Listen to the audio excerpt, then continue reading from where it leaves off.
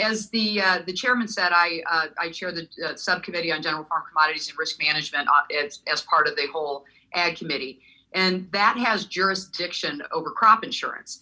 So what I'm especially interested in is how crop insurance and agricultural credit complement each other, and how we can get these two programs to work better as we look at the 2023 Farm Bill. We're in the middle of going across the country.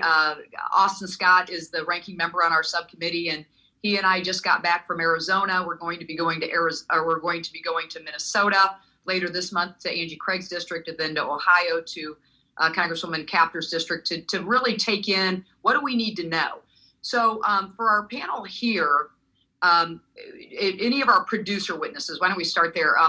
How has your buy-in up of crop insurance impacted your access to credit, if at all? And whoever wants to take that, again, to the producers on the panel. If I may, very quickly, I do not have crop insurance. And to my knowledge, I am too diversified to access those programs. So when I apply for credit, or really when I go about my business and my farm planning, I have to take that risk and just own it.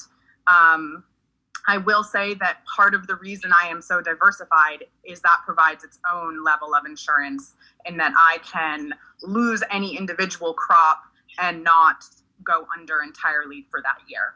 But I and many producers like me do not benefit from crop insurance. So, Ms. Asherman, then, quick follow-up.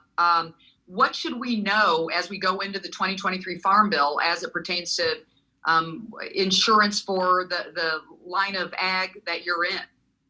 What would make things better for you and your colleagues? I would say that just generally risk mitigation is a huge factor for all farmers of all sizes, scales, and complexities. And I believe that there is a way to offer crop insurance to diversified and smaller farms. I don't know off the top of my head the nuances of that, but I think crop insurance would be beneficial, and any risk mitigation would be beneficial. Okay. All right. Thank you. Well, we could talk maybe a little bit more offline and as to how that might look. Again, back to my question about buying crop insurance and how that's impacted your access to credit, if at all. Anybody else have anything to add to that question? Okay, I'm going to move on to the whole panel then. Do you see ways for crop insurance and ag credit to work better for young and beginning and underserved producers? That's to the whole panel. Congresswoman Bustos, thank you for your question. I will note that crop insurance is vital to our operation in ensuring that our risk is mitigated to a reasonable point. I haven't had to rely upon it myself, fortunately, with a recent claim. In 2012, we had horrendous drought in central Illinois and throughout the state of Illinois. And at that point, it came in very pivotal to the survival of our operations. So I would note that in the future, as simplified as we can get crop insurance, I know we'd like to cover yield as well as price, but it's an overly complex program at this point from my perspective. Okay. I'm going to go ahead and move to my next question since nobody chimed in right away. So I want to switch gears to the value of property in today's market. So during the last Farm Bill, I've been involved with helping to mark up 2 farm bills now in my time here in Congress.